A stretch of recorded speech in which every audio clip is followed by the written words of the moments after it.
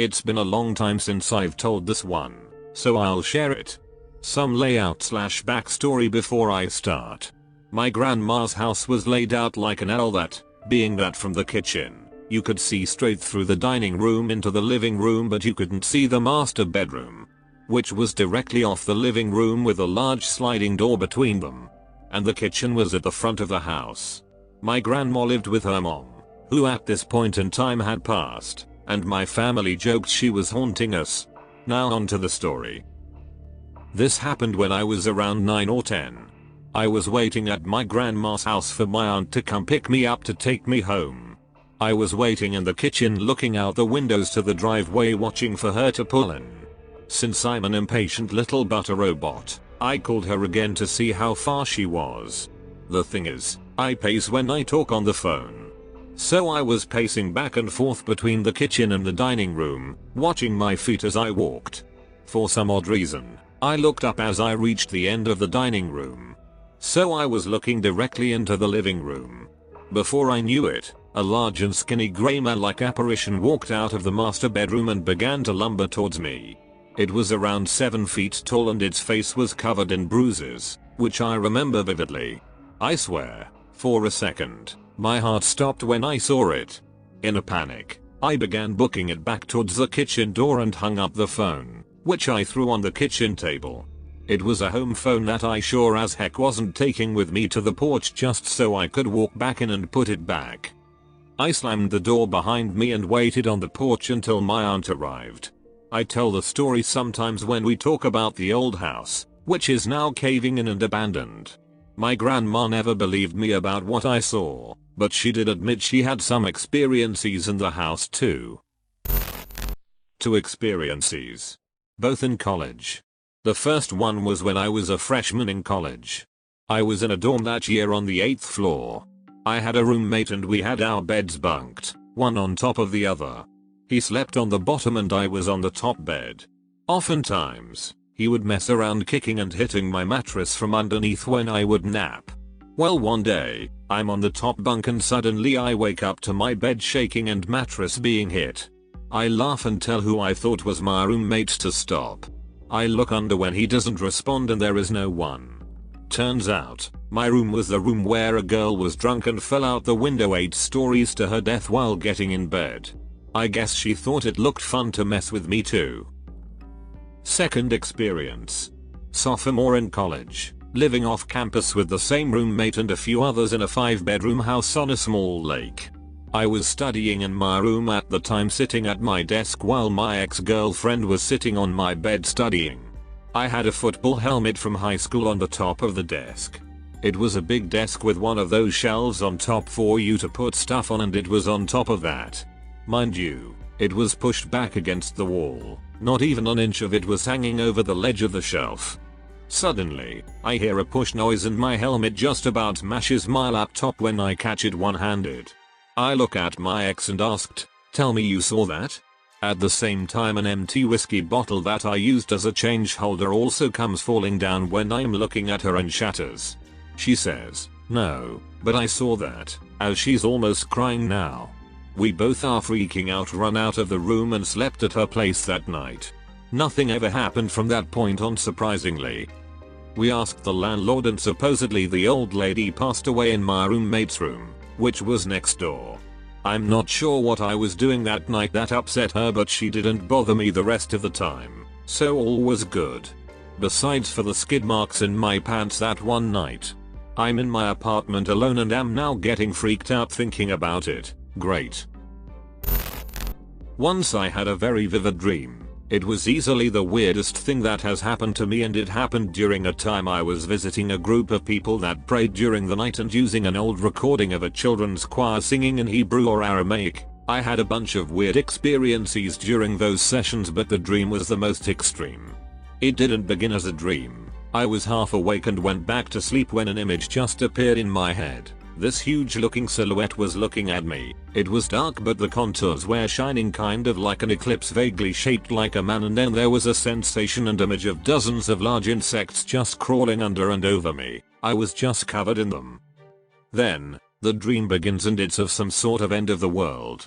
My family is running away because insects are just raining over the planet and they are just covering everything, like giant black centipedes just pouring on it all and everyone is just covered in them. Another thing happened that spooked me to no end. 4 years around the afternoon, I would hear a baby wailing. I thought it was totally normal and that the neighbors had a baby. One day, my parents hired 2 people to work on the house. They last 2 days because they told my parents that La Llorona, Latin American folk story of a crying woman that's looking for her dead children or husband so she goes around making young men disappear, was around and they saw her. I didn't believe it at first, but then weeks later, I open a door to hear something and it's this wailing baby, but for the first time in years it doesn't sound human and that realization just spooked the fleep out of me, so I slammed the door and never went out. That baby kept wailing after that, always in the afternoon. I stayed in England for a little reasons. My mom had a friend with a fairly large estate that we stayed on while they conducted their business, and everything was fairly normal. I mainly hung around the house and watched BBC and ate fancy food. Everything was super chill and amazing until one evening. We went out for Chinese at a speakeasy restaurant. Some of the best food I have ever had. Man. Regardless of that, after the meal he decided on the way back that we would pay respects to his lost daughter and ex-wife who had died in the mental institution that had burnt down. We get there and look at the abstract art he had commissioned for them. This memorial was once the entrance to the hospital. On leaving, a small girl peeked her way out of the bushes to wave goodbye. But that wasn't all. We drove away, and about a half-mile away, so was the girl. She followed us for 50 miles and when I was dropped off at my hotel room, vanished. I headed to my room, greeted the Welsh receptionist who sputters friendly greetings I couldn't understand and went to my door. Beep the first security door. Beep the second. Beep, my hotel room. I dropped through and threw my leftovers in the fridge. Body slammed my California King and busted out the BBC 4. Harold and Kumar Goes to White Castle. Heck yes, I cackled and got comfortable under the covers. Tap tap tap. The window. Tap tap tap. Something was tapping on it. I get up to investigate, but to my chagrin, it is pitch black outside, but the tapping ended. I got comfortable again and proceeded to eat some of my leftovers while watching the film. Tap tap tap. What the plumbus? Tap tap tap. Secondary investigation begun. Nothing. It was time to further investigate. I put on a pair of shorts and grabbed my room key. No flashlight but flea bit. I'm on a mission. I leave my room and proceed through the security doors. The lovely Welsh receptionists are nowhere to be seen. I exit the front door and check outside my window. It's an empty parking lot that is fairly well lit, but nothing that would cause my window to tap. I enter the door, and suddenly the smell of fire fills my nostrils and my lungs. I go through security door 1. Beep, the smell begins to become sickening. Beep, it smells like death. Beep, I'm in my room. I cautiously get into my bed and get under the covers. The lights in the room flicker and fade. Even the television wasn't having it and clicked out. Flee, I exclaimed.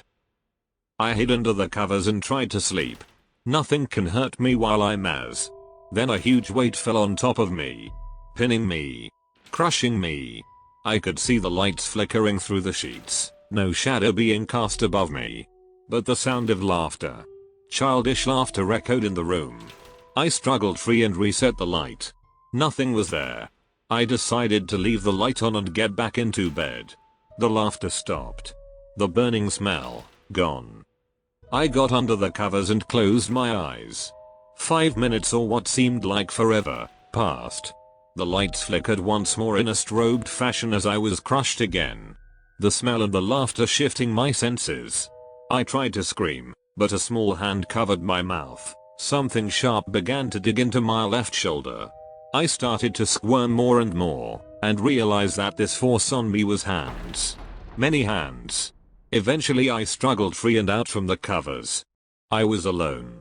But in the mirror, I was not, as my hotel room was filled to capacity with many small children who stared back at me in the mirror. They all began to rush the mirror as I scrambled into the bathroom and locked the door. The smell was gone, but I could hear something pounding, pressuring to get in. Eventually I passed out from blood loss and woke up midway through the next day, and my shoulder, a bloody mess and the floor caked in dry blood. I unlocked the door and stepped into my room. My bed was made and a note was left at the foot of my bed. "It's okay, you are not the first. We have left you a nice meal in the fridge for compensation, and potentially as a bribe to keep from the owner. Housekeeping." I took my bribe, discarded the note, and looked out the window while I ate my cold steak. That was the night I survived a demon attack.